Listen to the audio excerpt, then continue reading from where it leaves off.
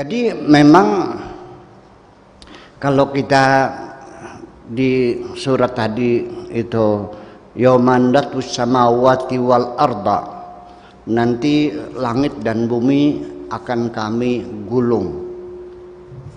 Katayis sijilli lil kutubi, seperti kita menutupkan kitab yang terbuka itu.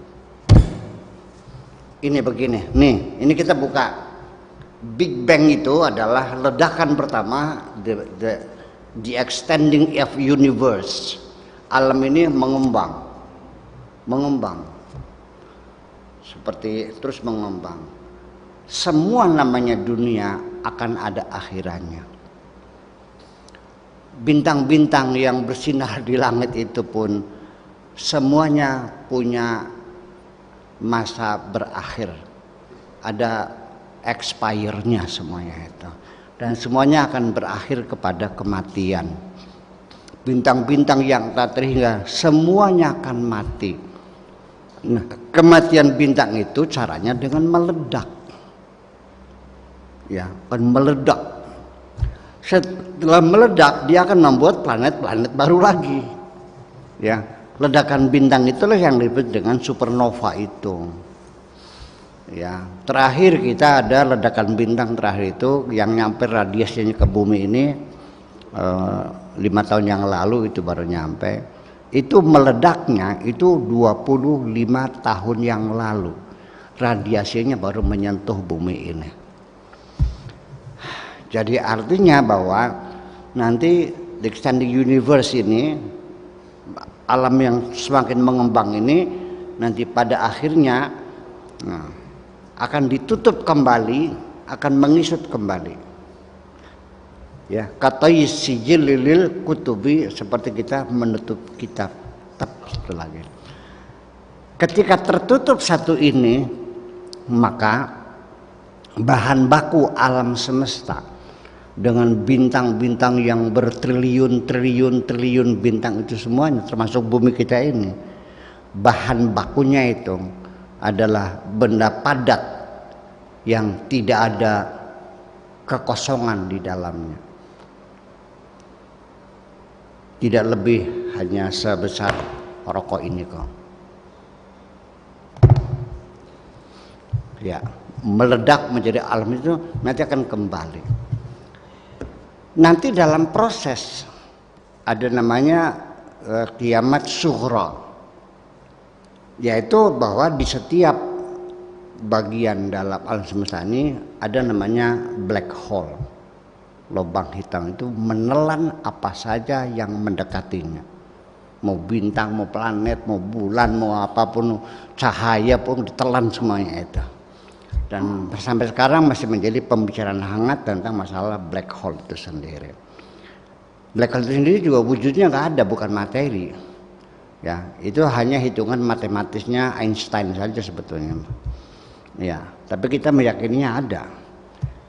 Nah, itu sementara, tapi pada akhirnya semuanya akan digulung dan berakhir. Setelah semuanya habis, disitulah Tuhan akan mengatakan limanil mulkul yaum. Sekarang siapa yang memiliki kerajaan ini? Dijawab sendiri, lillahil wahidil qahar, hanya milik Allah yang maha perkasa ini. Itulah kira-kira ayat itu, maknanya semacam itu. Jadi kalau seandainya Anda bertanya apa sudah dekat kiamat, ya saya akan mengatakan kiamat sudah dekat. Berapa tahun lagi Pak Kiai kiamat ini? Ya mungkin 1000 triliun lagi, mungkin 1 miliar triliun tahun lagi. Tapi yang penting dekat. Dibandingkan dengan space alam semesta yang sangat luar biasa, maka 1 triliun tahun adalah suatu hal yang singkat sekali. Kembali kepada ukurannya berarti Bu ya. Dekat itu makanya bukan relativitas waktu itu. Satu hari yang kita hitung miqdaru khamsina alfi sanatin mimma ta'udun, 50.000 tahun. 50.000 tahun satu hari. Itu menunjukkan relativitas waktu itu terjadi, ini general relativity. relativitas umum dalam waktu itu, ketika kita tinggal di satu planet yang lebih besar, maka di sana waktunya berjalan lambat. Di planet yang lebih kecil, waktu kita berjalan lebih cepat. Kalau Anda punya istri dua, yang satu Anda taruh di bulan, yang satu di bumi, dua-duanya melahirkan anak pada saat yang sama, maka anakmu yang di bumi ini sudah berusia 30 hari, yang di bulan baru dihitung satu hari. Itulah kira-kira seperti itu. Kebalik, di sana 1 hari, di sini 30 hari. Jadi perbedaan waktu itu akan lebih cepat pada benda yang kecil. Kenapa? Karena sesuatu yang berputar cepat, kita begini aja, kita tawaf. Kalau kita tawaf itu di sekitar Ka'bah, di pinggir Ka'bah, maka kita 7 kali. Orang yang tawafnya di tingkat 3 sana, itu baru 1 kali, belum sampai. Nah, istilah kira-kira, maka ketika bulan itu mengelilingi bumi, ya, itu 1 bulan, maka bumi ini dia berputar, berotasi lebih cepat di sini. Memang kenapa? Dari rotasinya. Tetapi ketika kita menghitung bumi ini posisi dengan matahari, yaitu 365 hari dalam setahun. Jadi artinya bahwa relativitas waktu, general relativity ini akan terjadi pada posisi kita tinggalnya di mana, waktunya juga akan berbeda. Bukan itu saja, tapi pada kondisi psikologis yang berbeda, waktu juga dirasakan berbeda. Itu saja persoalannya. Kemudian yang kedua, apa tadi pertanyaan?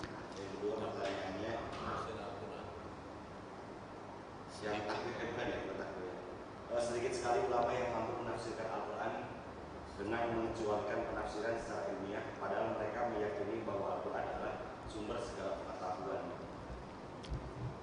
Apakah itu masuk kemunduran sains? Saya kira bukan kemunduran sains, kemunduran umat Islam. Saya tidak mundur kok, terus maju kok. Mereka yang melakukan, kita hanya menonton kok. Kita hanya sebagai penonton yang budiman kok. Dan siapa yang melarang menafsirkan ulang Al-Quran? Sok ngacung. Al-Quran adalah hudan linnas, untuk semua umat manusia. Jangan dimonopoli hanya engkau yang berhak menafsirkan. Siapapun silakan. Uji publik akhirnya yang menentukan. Terima kasih, gitu aja.